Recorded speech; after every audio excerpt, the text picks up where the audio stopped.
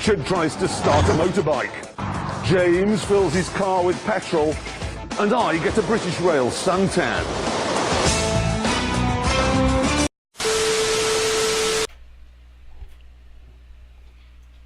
Well, that was weird. Hey, what is up, guys? Shadow Steel here, and welcome back to Railworks Sundays. Today, we are taking care of a little workshop showcase for once. It's been a while since I've actually, well, not actually, that's not true exactly. I've actually done at least one workshop showcase recently, and that was with the Racetrack Rocket, finally. Actually, are you kidding me, right?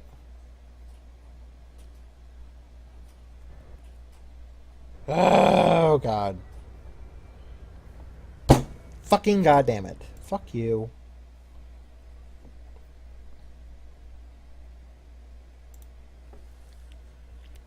Okay, so we'll cut that. Put the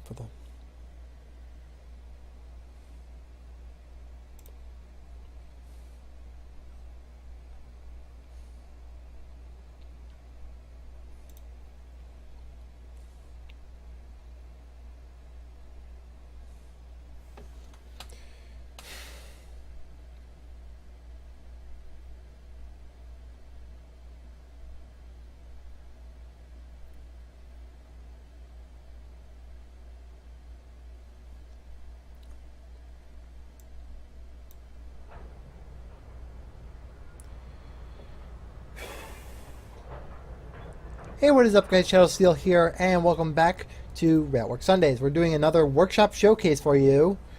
And today, for the workshop showcase, we're actually doing something different. I created this scenario for the East Coast Main Line featuring the tornado. I have two of them here. I have a very difficult one, or at least I want to say it's difficult, and an easier one down here. However, both these... Why does it say... Okay, interesting. Well, however, both of these I've done tests on several times, and the point system on each of them is basically based around kind of the Top Gear style of running a scenario, I guess you could say. If you haven't guessed by now, this is based off an episode of Top Gear, which featured the tornado, the XJ120, which was a type of the Jaguar XK120. It's either XK or XJ, I don't know. And then the Black Shadow, the Vincent Black Shadow. Now, I wanted to kind of recreate the scenario somewhat, but I had to do some creative liberties, I guess you could say, with how the scenario was created. For one, the route doesn't go all the way to the first water stop, which, of course, in the show was well past Peterborough. The only other issue that came up was a slight issue in regards to the traffic itself. I was kind of spreading out the traffic a little bit, but one particular train, which is supposed to follow behind you directly, an HST, which you'll see in a moment, he doesn't leave the station. I think there's some sort of weird glitch or something that prevents him from leaving. And as a result, I haven't figured out what the cause is, really. Now, another thing I want to mention is this was the very first time I've done scenario scripting. So you're going to see some interesting little things here and there about how the scenario plays out.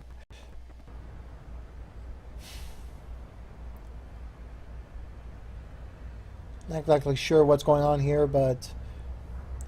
I almost want to say that there's some drop frames happening here and there.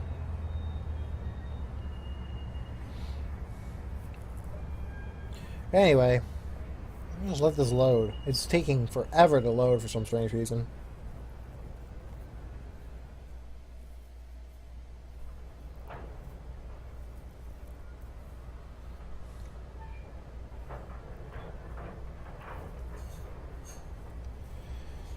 Okay.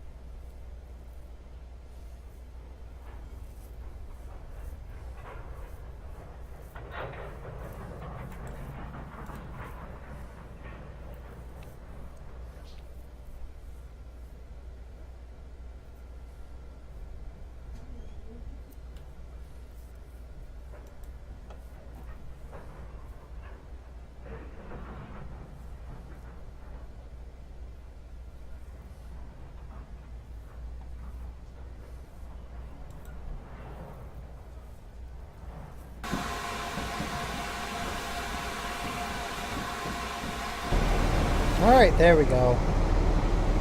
Alright. Hello, my name is Jeremy Clarkson. Today you'll be helping me try and beat James and Richard in a race to the north. But before we go, we need to let the passengers on board. This is an active excursion after all. So open up the doors. Let the brakes get to a certain point before I put them in self-lap. Increase the throttle regulator there. Open up the cylinder cocks. Open that. Open that. Open that. We're ready to go. Now, God damn it. Alright, that's loud in my ear. Okay, so one thing you'll need to know, this HSP here is supposed to follow you, but at the very beginning of the scenario, it literally just breaks. I'm not exactly sure why, but he's supposed to directly follow you behind and leave the station around 7:28. This little guy here, you race him for a little bit, but I found out you can actually outpace him pretty quickly. And then, I mean, there's not much traffic on the way out of King's Cross, but it is rather interesting to say that, you know, that a lot of the content here is rather sporadic, I guess you could say. Also, like, if you look closely, you can actually see some interesting little features on this route. So, there's actually something on this particular thing that I found interesting. Look in the cars, you see that the hashtag real rail fans in the back of the cars are. It's rather it's actually kind of cute. And also, I've made sure to put all the nameplates in the right order. Oops, excuse me.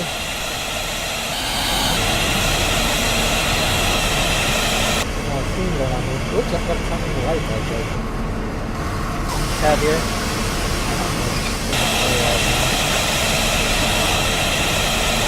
Here, we need to get ready and leave the station. We have enough coal in the fire, too. Alright, all aboard!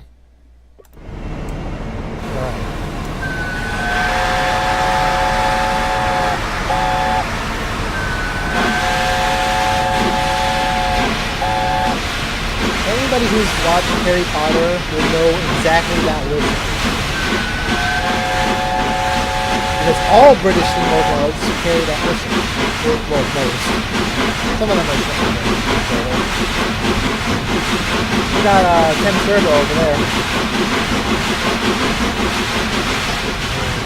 Well, there. Going real fast. Even if it's like 15 miles an hour. I cannot see! Hello! Get out of here. Goodbye, sir. That's one of the few tricks I've learned about this game is that if you go into this view before you reach a tunnel, you actually stay in this view, especially with steam locomotives. That is very beneficial in the ways how you design and how you kind of run this locomotive. Now, of course, you need to lower the throttle though.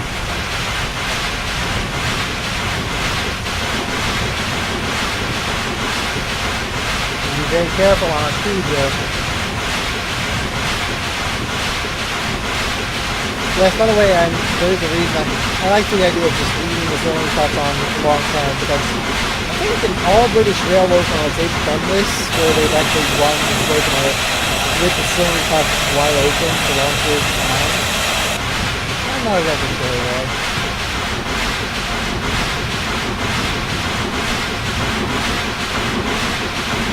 Open her up wide.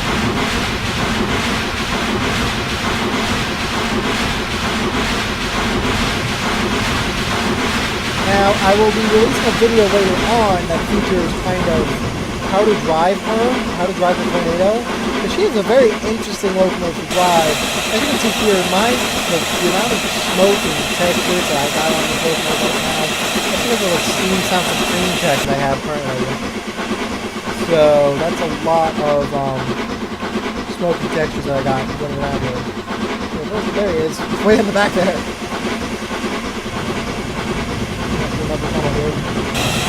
I'll go to the passenger view for a little bit. Also, the passenger cars were something that I didn't include on the set. Actually, I was doing some testing with this particular. There's a few tests that were done not by me, and he's probably also got his video up by now. But the Teenage Simmer was working quite a bit on these. He's working quite a bit on trying to get this scenario working to what he would do on his stream. Now, I'm not sure if he's actually got it running, but as of this video is recording, I haven't heard much from him in regards to streaming. Now, for the video of the week and the screenshots of the week, that's all his content. That's all from his testing of just the Tornado and the locomotive and the scenario itself, and he's done a great job of all this. Now, the reason I know of him was actually from the Facebook group itself. Anyway, this A1 is officially the 50th member of our class. The boiler was built in Germany, as they had been running steam until the 1980s. Because of this, they had the know-how to build the boiler to meet modern standards. Now, I probably should change that later to East Germany, because East Germany is where primarily most of the steam operations kept going, because that was part of Russia for the longest time. It was part of the Soviet Union. And up until the 90s, they started modernizing. They hadn't modernized much of their equipment up until the 90s. That's why you have a lot of the BR-52s and stuff like that that are still in service in some places. I do like the passenger views, though. It's a shame that you don't have a lot more.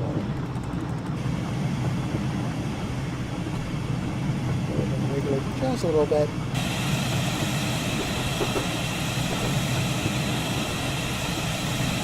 Should also start shoveling coal in the fire. Now, another thing about this locomotive with the Steam Sound Supreme Pack, you'll notice that the water gauge down here is just flipping back and forth. That's one of the major issues I've been having with this particular content, is that I can't really check whether or not the boiler water level is at the right level. So right now, the boiler water level is at 80%, as you can see by the HUD here. You have 5 points. But on here, it's going back and forth between 80 to 70, which for any experienced driver would be not a big deal. You just put some water in the boiler once you start noticing it going down significantly. Well, I, of course, have been having issues with this long term. So every so often I'll get water in the boiler every once. Also, the intro is something interesting. The intro was recorded during the last major recording session I tried to do of this scenario, quite literally. Because I literally had tried to record the scenario 4 different times, much like with the Jupiter, the Summer Storm. I tried to record that several times, and it was rather unfortunate, but well, this latest recording was something I managed to get done quickly, or rather interestingly. I don't even know if the mouse cursor is working right now. You probably don't notice it. Oh, there he is.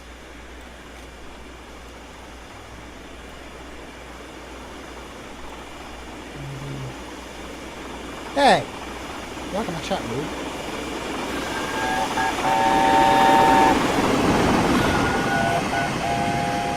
Damn it! Why can't you ever give a long whistle when you do that?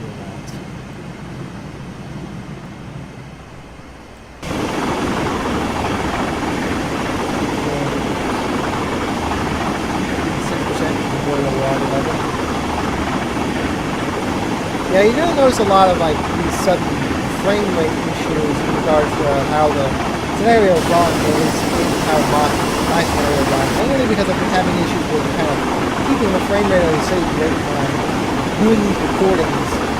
Because apparently OBS, both Studio and Classic, have been having a fight with not only Bandicam, which I always have on occasion, but on occasion it also has a fight with the actual map on the corner, pedometer, and the game itself. Like, they're all fighting for the amount of memory and stuff that I have on here. I mean, this is becoming a big issue here, where it starts suddenly ramming, like literally just shuddering to the damn cold every time I start trying to get the speed up. Well, 91 boiler water level, so we can do that, deal with that now.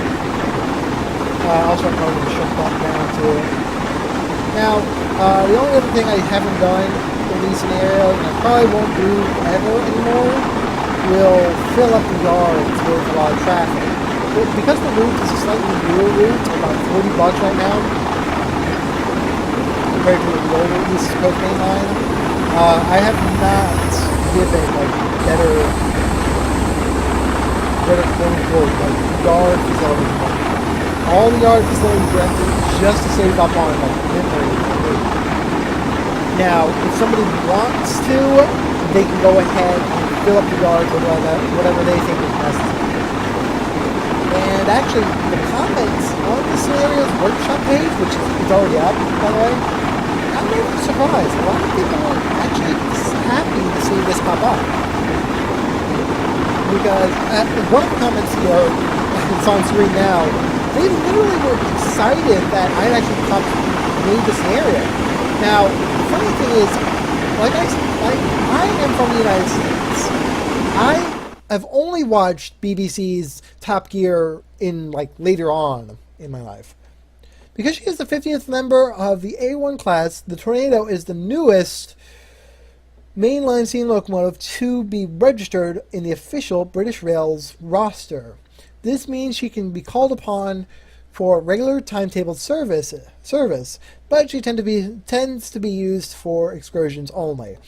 Interesting fun fact about that, the reason I chose to talk about that in particular was because that in 2016, the Tornado was given the ability to run a regular timetabled service train on the Seattle and Carlisle's route, which was part of her home turf. The LNER owned the Seattle and Carlisle's route, and they were the ones who built the A1s, or rather, their area of expertise was Peppercorn mainly designed the A1 fleets, and I think he was the chief designer for the LNER. So that was her home turf, and she actually got to do some timetable runs back then, which was a very interesting feat. It was actually featured on BBC's news program because this was such a big deal. Back to Top Gear, I honestly, one of the things about me is how Top Gear is portrayed here in the States.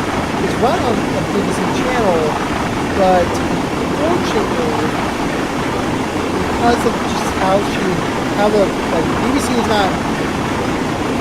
If you watch BBC, you mainly watch it for a handful of shows: Doctor Who, Top Gear, and some other smaller shows. I watched Top Gear sporadically. I didn't watch it very often, but this particular episode of season 13, episode 1, was one of the few times I actually got interested, because I watched it years after I learned about the tornado. And when I watched the episode itself, I didn't realize it was aired in 2009. The show was aired in 2009, a year after the tornado had been built. Yeah, but in the show they literally say that she's 3 years old,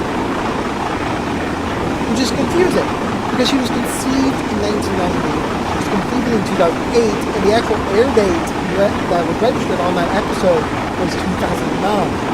Her first trial runs had only just recently been completed. So to see that, to some extent, pop up was just so strange. But again, it was something I was rather interested in. Later on, when I got Railworks, I watched the episode again. A few months ago. But I watched the episode again, and it turns out the route they took was something that had been released from Railworks. The East Coast Main Line was one of the few routes released for Railworks, specifically this route in particular, which had King's Cross. When I heard they were starting at King's Cross and heading to Edinburgh, I thought, well, I can really recreate that in my own way. And I did. And that's the result. Now, of course, it's rather complicated, rather problematic long term because the way the scenario is designed.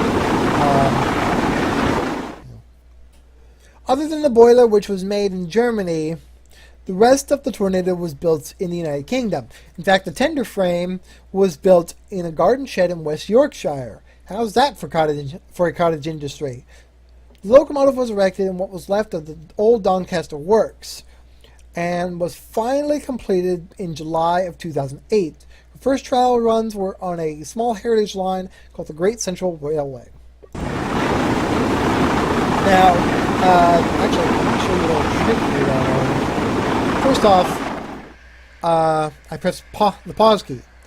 Now, when I mentioned the tender frames, later on, I actually didn't notice this, but there's actually a ID plate, like the actual builder's plate on the tender frame itself, and this whole bottom part was custom built. Supposedly, I heard something that the actual tender here, the actual tender for the locomotive, the top part, was actually a British Rail's tender that I almost want to say was just rusting away, and they decided to modify it slightly to run for the tornado. Now, another particular locomotive that had an auxiliary tender, which was very rare, was the British Rail's A3 Flying Scotsman, number 60103, I think it is. I'm not sure. But she had an auxiliary tender. Now, the story goes, the reason that she doesn't carry it anymore is because her original tender was damaged in some way, like it was rusting away, and they decided to use the auxiliary tender instead for the full tender use, like as an actual tender. And honestly, that was one of the few things that I found curious.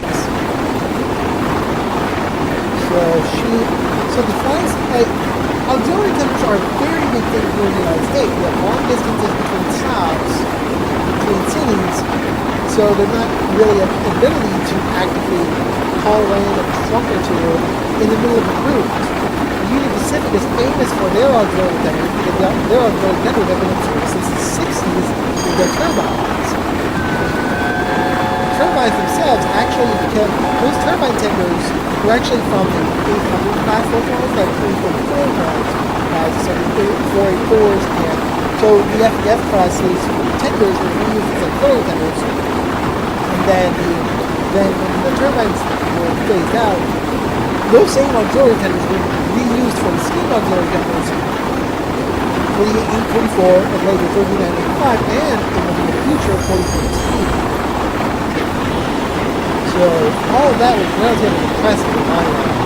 Now, in another locomotive was the Frisco 1522's auxiliary tender and the Norfolk Southern's auxiliary tenders. Now, Norfolk Southern's auxiliary tenders, those were primarily old Norfolk and Western auxiliary tenders, which had been around since the 1950s, but the 1522's auxiliary tender, shown here, which was number 1522A, is actually an old sand car from the Illinois Central, which was before that was even a water auxiliary tender for the Illinois Central Railroad. Unlike most, and speaking of American locomotives, unlike most American steam locomotives, which were often designed for fast general service, the A1s were designed for one thing: high-speed passenger services. The A1s were capable of going over 100 miles an hour with a loaded passenger train. The British rail system typically designed locomotives for one purpose, whether it be for express passenger or low drag freights. British Rail tended to make some amazing locomotives.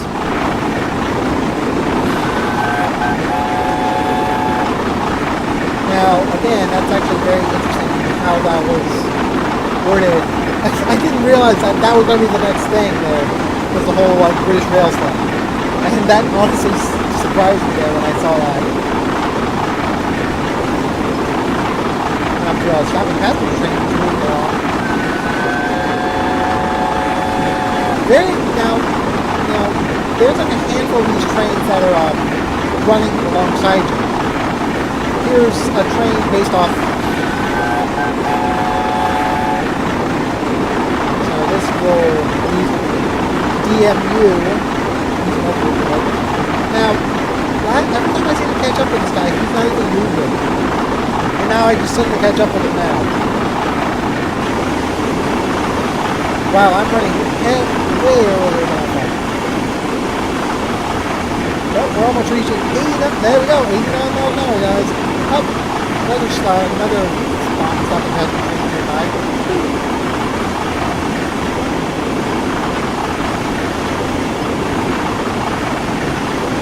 Oh, our speedometer says we're about to reach 90 miles an hour. The famous speed lock for the tornado.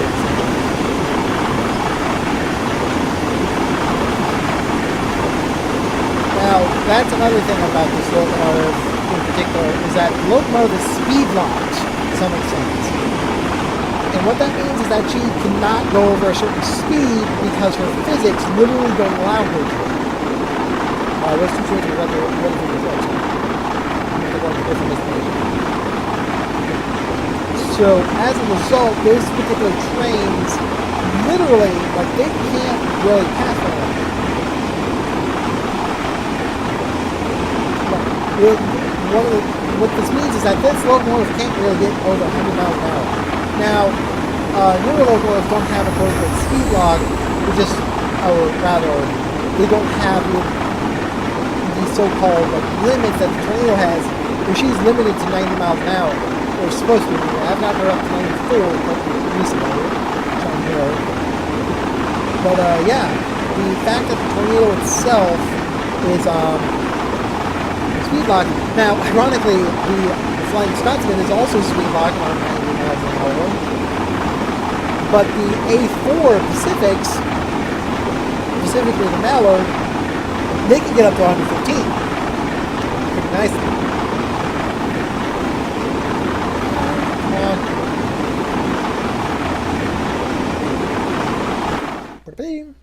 Alright. The tornado was conceived in 1990, but it would take a full 18 years before she was completed. However, because of the dedication of the A1 Trust to the project, a similar movement in the U.S. has started. The T1 Trust would start only 6 years after this run in the year 2015. And by 2017, much of the wheelwork of the Pennsylvania Railroad's T1 duplex was completed, and by the end of the year, they had found an old tender from the former Pennsylvania Railroad. What's more interesting is that, just like the Tornado, the T1 is being built as an official member of the T1 class. As a result, she will be the newest steam locomotive to be built in the United States since 1944. Now, when we get back, I'm going to kind of talk about this in particular wording of this, because I kind of screwed up on my end on how I actually worded this compared to what actually is true in the United States. So when I get back after the screenshot of the week, we'll go ahead and talk about that. This week's screenshot of the week is provided by the Teenage Simmer, who recently has tested the scenario on his channel on YouTube, the Teenage Simmer. These are, of course, of the very same scenario I'm playing, but with a reshader active on the game itself. This gives these various screenshots the feel that they're on a mix between Train Sim World and Railworks. The only differences between his scenario and mine are the fact that he is not using the Steam Sound Supreme pack for the tornado. This means that his smoke textures as well as particle effects for the tornado are slightly different from mine and are of the base locomotive. This week's video of the week is provided by the Teenage Simmer himself again, this time testing out how fast the tornado can go on the very same line that I was testing my scenario. The East Coast Main Line, London to Peterborough. I did it. She's going 93.2 miles an hour. Wow. It's fast. Especially for a steam locomotive.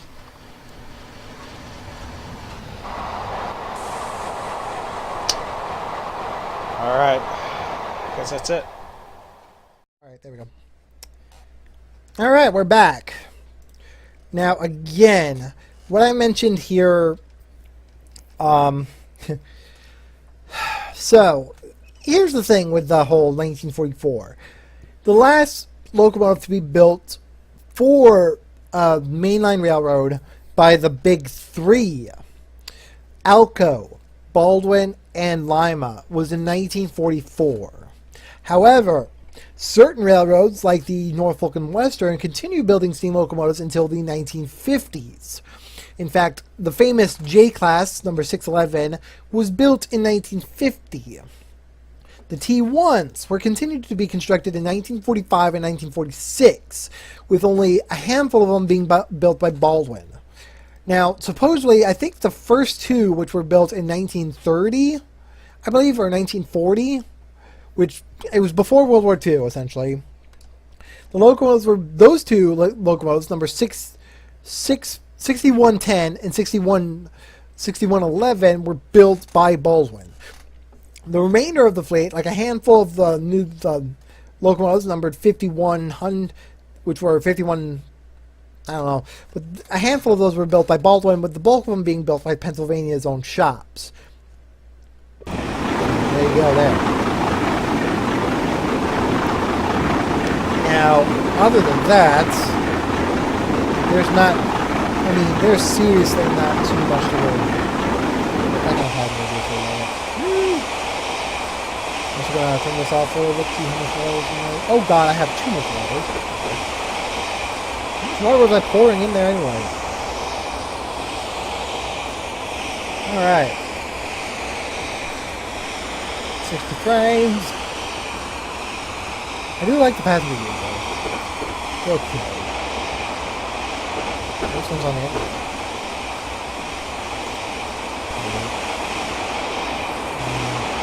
Hello.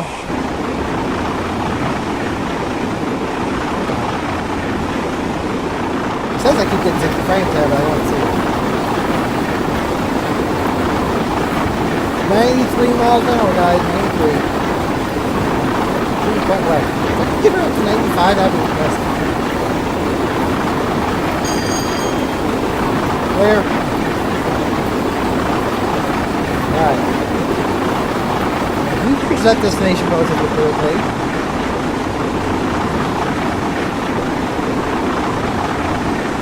I might need to change that timetable stop to be a little earlier. Honestly, it says 39 ETA. Supposed to be there at 47. Well, again, I've already released the scenario. I think we really need to use it without making a significant change. But then again, I think it gives like some people a little bit of hope on how they can do this. Now, again, back to the comments. I haven't had anybody comment talking about how difficult the scenario is. And I guess you could say that's a good thing, but at the same time, I'm not again. Safeties. Up. There we go. Everybody here. How you doing, sir? Hello. Soon the tornado won't be the only British steam locomotive to rise from the ashes.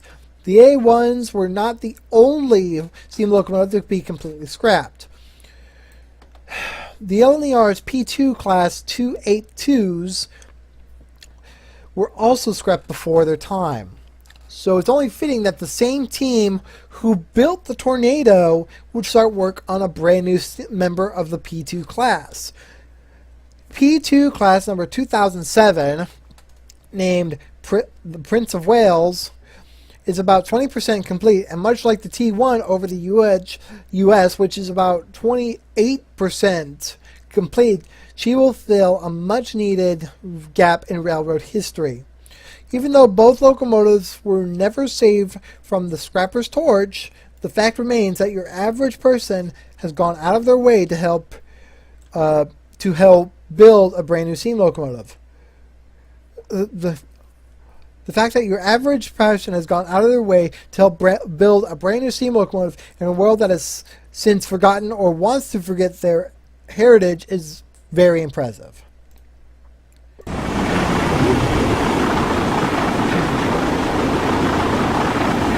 Now, once you get towards this part of the line, you start raising that there's a lot more whole movements of traffic. That's about it. That's to be, and to be honest, I wanted to do that. I wanted to do that just to kind of, make things a little more interesting. Woo, woo.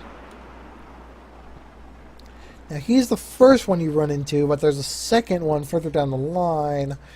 But by the looks of it, I can't even reach him. Wow. Okay, I guess just go back to the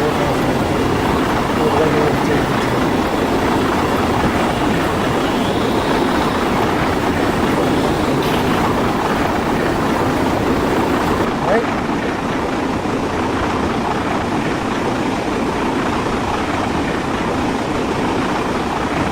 Fire going there. I honestly do enjoy running the tornado like this. Very fun. Really work on the safety now.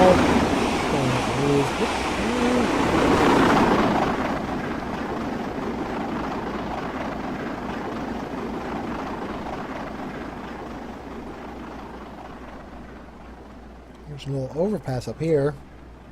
Wish I could use that one of these days, but I can't.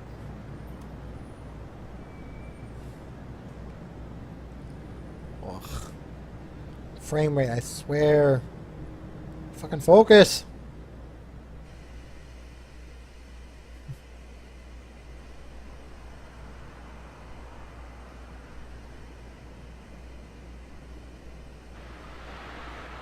Want to know why I'm going out this far? Because of him. Wow, he's actually relatively close now. I pass him. He passed me at the station. Hello.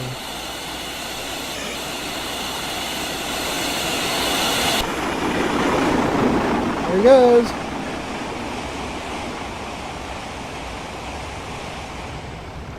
Here he comes.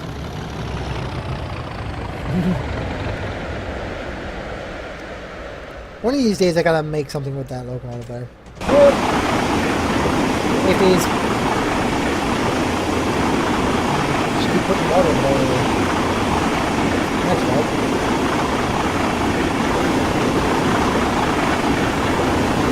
Now, the next stop being about,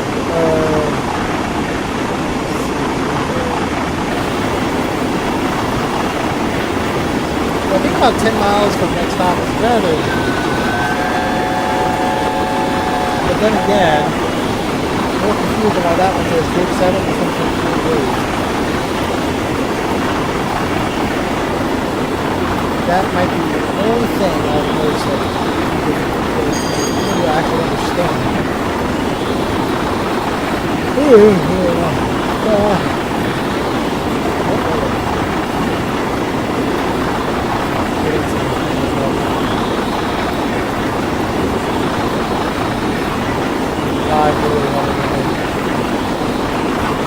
State City at 93.1.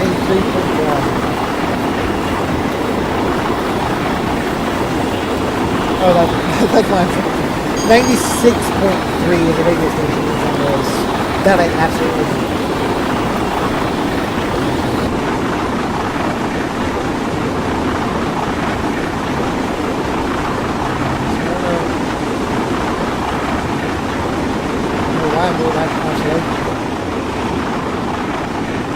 So again, like I said, so once you get the driving down on this locomotive, you don't pop the safety valve very often. I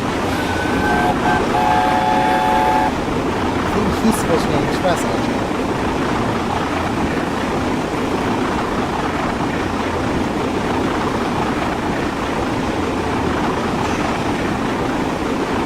Alright. So again, if you're I'll eventually release some videos later on how to drive certain steam locomotives because they have become sort of like one of my personal friends has yet to drive. I gave him Railworks quite a while back when it was TS-26. And the thing was that when I gave it to him, he found it very difficult to drive the steam locomotives. And to be honest, that's a big issue with a lot of people who get to play this game. Is that they have no idea how to drive the steam locomotive. But a lot of the older steam locomotives are very, very easy to drive. Some of the locomotives, like the Tornado, do have a sort of easy mechanical system to run them. Also, I can see from the map if something fell on me. Yep, there it goes. There it goes. Where is it? Turn that off. There we go. That map was working for almost the entire run. And now it's not working. There it goes! Woo. I have no idea what happened. What the fuck just happened with the map? Whatever. It's not a big deal now. Oh, there goes the safety.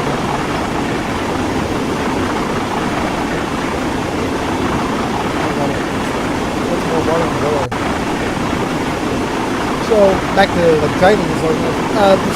A lot of steam locomotives will have a very, very easy way of driving them. A lot of the older ones. Now that's not to say that all steam locomotives will be very easy to drive. On the contrary, a lot of the newer locomotives do have a very, very a lot of the newer steam locomotives being released are very difficult to drive. In fact, some of the most difficult locomotives I've found to drive in a realistic fashion are the Jupiter, the 844, and the Connie. Why? Smokebox Simulations has done an amazing job making these locomotives very realistic. So, the 844, I've driven her a handful of times, but I haven't driven her on this trip. She is a beast. She is huge. In fact, Smokebox has actually built a separate, like a whole separate, quote-unquote, driver AI to, like a fireman when driving the HUD version, because the HUD does not work properly with the 844. Connie also has a HUD and fireman, but unlike the 844, all the HUD controls pretty much,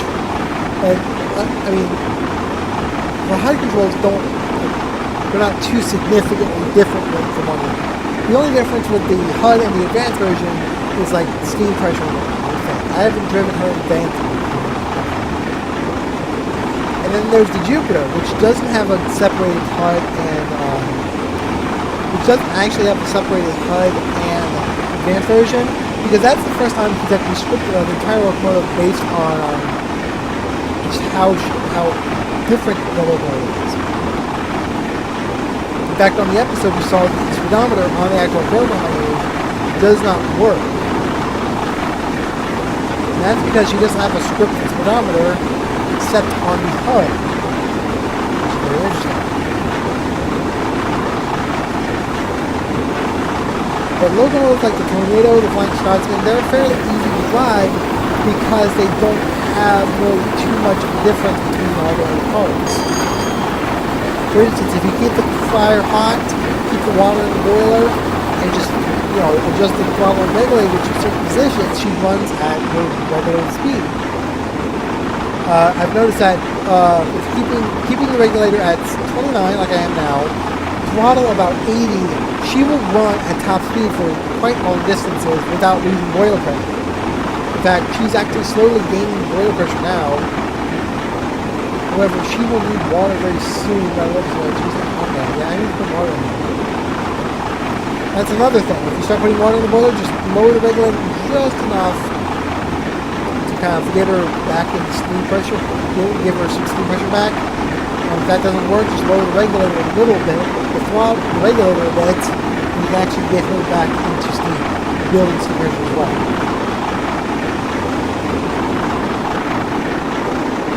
Now, some older, very old steam locomotives will have a tendency to just not work at all. You know that the BR-52 does not work properly like some of the other counterparts. And stuff like that. There we go. The Pennsylvania Railroad T1 is expected to be completed by the year 2030, a full 15 years since she was conceived. Once completed, the men and women of the T1 Trust will try and take back the world steam speed record. This world steam speed record, the record is currently held by one of Tornado's sisters, the famous Mallard. In 1938, the Mallard managed to reach a top speed of 126 miles per hour.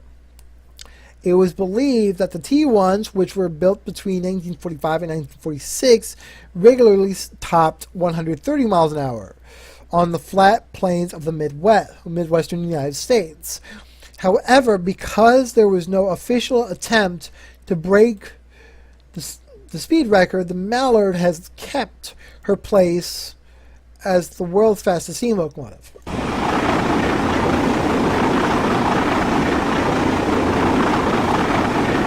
Stop trains here. Now, supposedly the Tornado is actually supposed to come here sooner as these two trains pull into the station. But I never got that to work.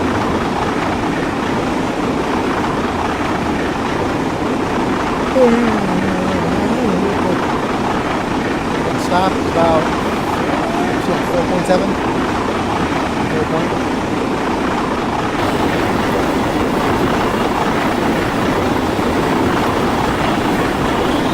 Not too bad, guys. Not too bad.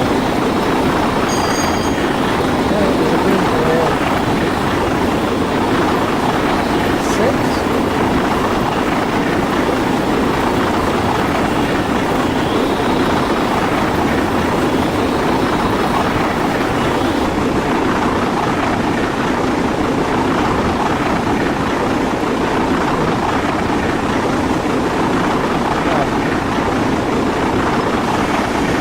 If you notice the track work, you'll notice some certain segments are just looking goofy like this.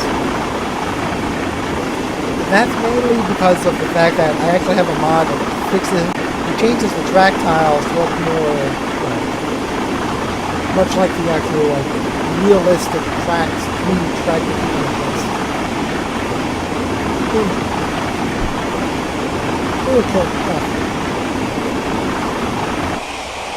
Whoops. 3.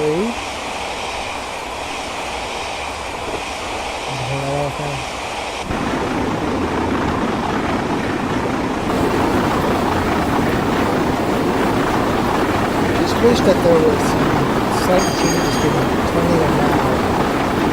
It needs to be done. Like this locomotive needs to get very heavy. From the older set, like the older her old version needs to be updated. Okay.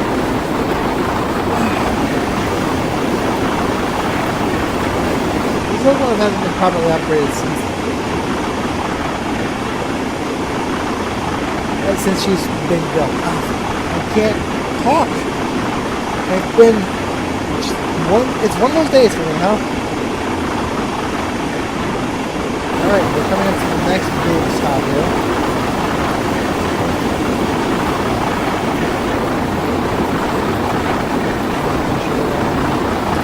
Over here.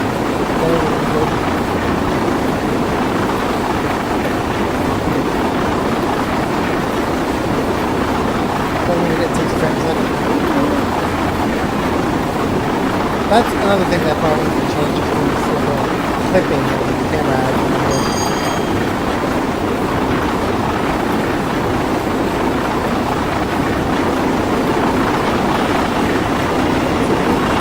Over there.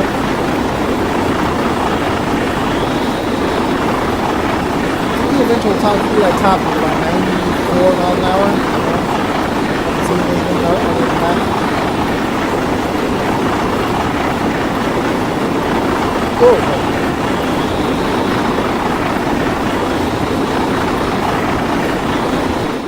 Alright, we're going to have to make a stop at the next station. Turns out that we need to make room for an express train to get ahead of us. This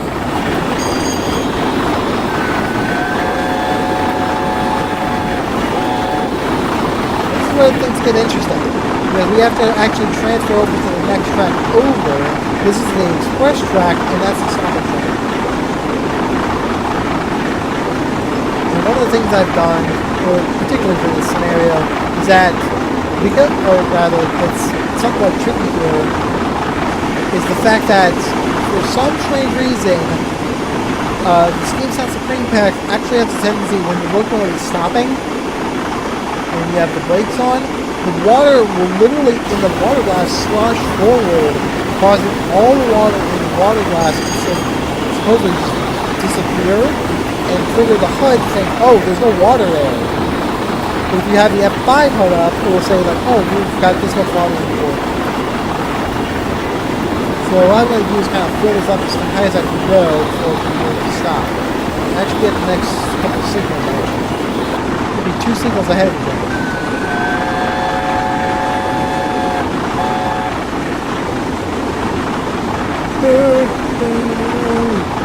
Oh, God.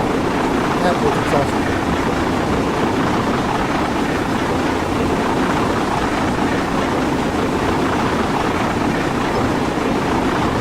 Yeah, there's the 40. Take off.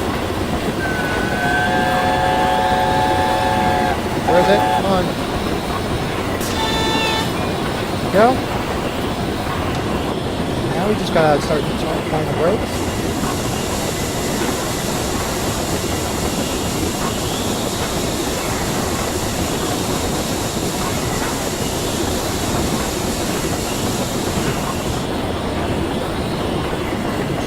Oh, now.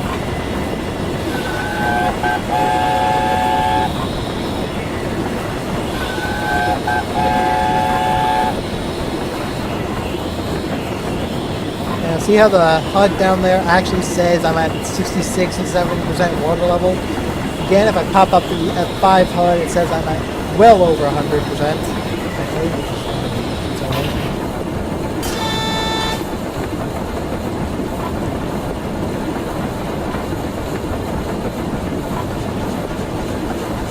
You hear the whoa.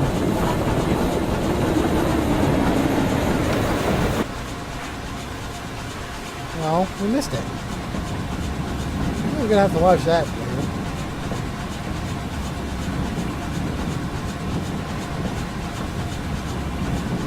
Brakes off. So there's 2 trains that leave the station. There's an express train and then a stopping passenger train. Stopping passenger train is actually pulled by an old little diesel that I pop in, just for fun. And then you got the express train, which is pulled by this little guy, which is semi-unrealistic.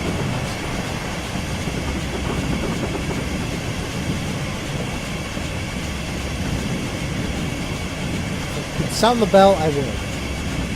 No bell. Another thing I actually am curious about. We know that the Flying Scotsman has traveled to the United States and has been given a actual American look to it to some extent. And we know there are some British locomotives that have seen U.S. operations. But there's nothing in regards to DLC or freeware content that features the British Rail's locomotives in American content, in American looks. But ironically, that, like, the only thing I could find was the Flying Scotsman's American design, but for MSTS. So it was a reskin of the MSTS locomotive rather than the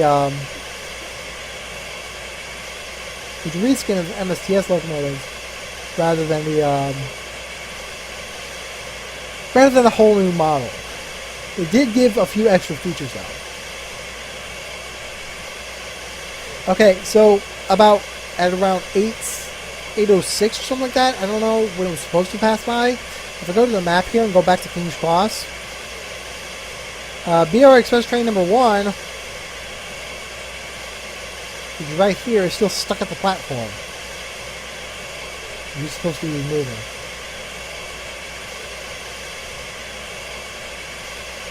Huh.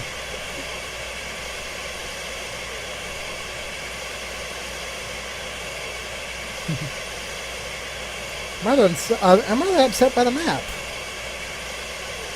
I don't know why that happens. It always happens with this route. You've done a great job so far. Go and take a much-needed rest. I'll take it from here. I just hope we don't get stuck behind a bloody commuter train. That's actually a reference to the later end of the episode, actually, which is actually kind of cute, in my opinion. Well, destination reached. There we go. Not bad. Not bad at all. And I wasn't speeding at all, so I got all 1,000 points there. So, with that said, guys, go check out the workshop scenario. And if he's already released it, go and check out the Teenage Simmer. He's linked down in the description. Now, if his video's been uploaded by the time this is out, I will go ahead and link that in the description as well. But as of right now, like and comment down below, subscribe if you guys want more, and I will see you guys in the next episode.